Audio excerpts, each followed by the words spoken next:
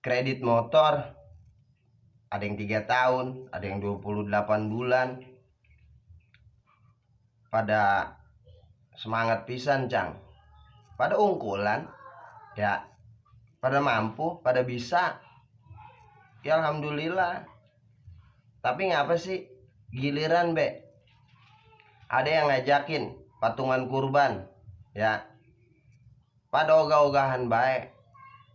Pada orang ada duit lah, orang kecandak lah, orang mampu lah. Padahal mah kan ya yang namanya kurban Allah yang merintah. Nyicil selama setahun berapa duit kek? Paling kek per bulannya 100.000, 200.000. Ya, dikasih tempo setahun, diajakin patungan kurban.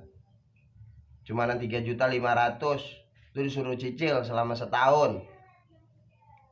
Pada orang mau, orang mampu, katanya orang ungkulan.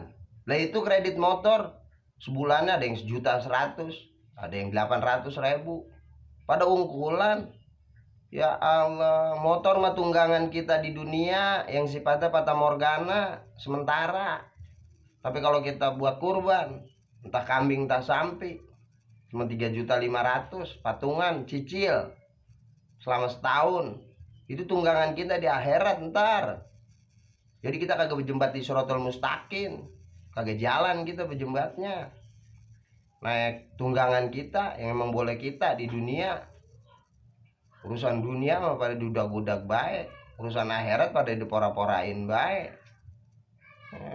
Suwe.